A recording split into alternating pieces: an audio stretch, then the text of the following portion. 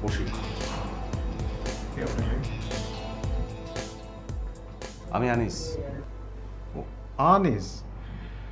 বাহ, বেশ লাগছে আপনাকে। কিন্তু আপনি তো একটু দেরি করে আসলেন।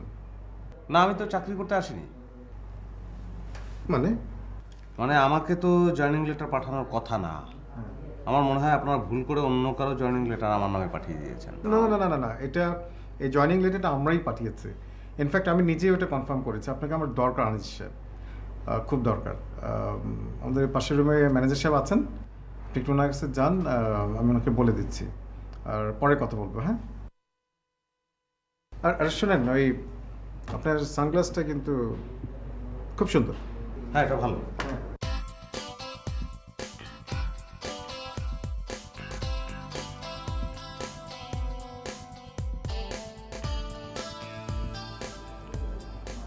ম্যানেজার সাহেব, ওই যে আনিস সাহেব যাচ্ছে আপনার ওখানে। আরে আমাদের ওখানে যে সেদিন অ্যাপয়েন্ট করলাম আমরা। হ্যাঁ, উনি যাচ্ছে। আপনি যা যা করার দরকার আমি তো আপনাকে বলেছি, আপনি ওনাকে বলে দিন। অ্যাপয়েন্টমেন্ট লেটারটা নিয়ে আসছেন উনি। সো আপনি আমাদের এমপ্লয়ি লিস্টে ওনার নামটা রেখে দিন, আর যা যা করার করে দিন। ওকে ওকে।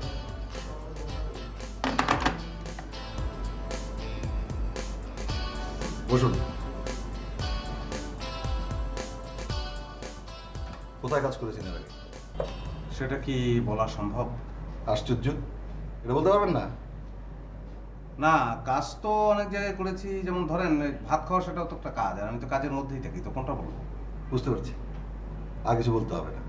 আচ্ছা, আপনার কোনো বিষয়ে অভিজ্ঞতা আছে? অনেক। একটা বলুন। সর্বশেষটা বলি, খুব মজার। এই যে আপনাদের এখানে ইন্টারভিউ দিতে আসলাম, তেমন কোনো উত্তরও দিলাম না, অথচ চাকরি হয়ে গেল। বিস্ময়কর। আরে এই অভিজ্ঞতা না, এটা চাকরির অভিজ্ঞতা। তা হ্যাঁ, এটা তো চাকরির অভিজ্ঞতা। ইন্টারভিউ দিলাম, ভালো করে উত্তর দিলাম না, বাঁকা বাঁকা উত্তর দিলাম, অথচ চাকরি হয়ে গেল। এটা কি অভিজ্ঞতা? চাকরির অভিজ্ঞতা না? আপনি তো মহাতেল। আচ্ছা, কোয়ালিটি কন্ট্রোল বোঝেন? মান নিয়ন্ত্রণ। সেটা তো বুঝলাম, বাইংয়ের কোয়ালিটি কন্ট্রোল বোঝেন? তো বাইং বলেন আর ফাইং বলেন, কোয়ালিটি কন্ট্রোল বলতে কিন্তু মান নিয়ন্ত্রণকেই বোঝাবে। আচ্ছা, বাদ দিন। ফেব্রিক্স বোঝেন? সুইং বোঝেন? দর্জির কাজ। আমাকে দেখে কি আপনার দর্জি মনে হচ্ছে নাকি? এখানে চাকরি করতে হলে সবই আপনাকে জানতে হবে। বুঝলাম না, এখানে আপনার চাকরি হলো কিভাবে? সেটা তো আমার কাছেও বিস্ময়কর। সেটা সবচেয়ে ভালো বলতে পারবেন আপনাদের এমডি। প্লিজ ওনাকে ফোন করে জিজ্ঞেস করুন। ভাই, একটা সত্যি কথা বলুন তো। জি বলুন। আপনি কি আমাদের এমডি সাহেবের আত্মীয়?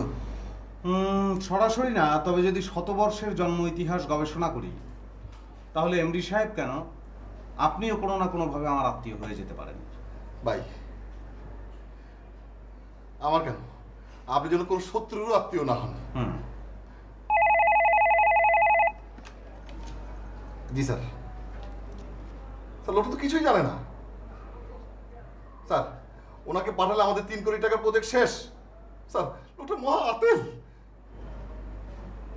জি জি স্যার, জি স্যার। জন ভাই, এমডি সাহেব ডাকছে। আপনার নিজের মাথা তো খেয়েছেনই, আমাদের এমডির মাথাও খেয়েছেন। যান। আবার বসে আছেন কেন? যান। বসে থেকে তো যাওয়া যাবে না।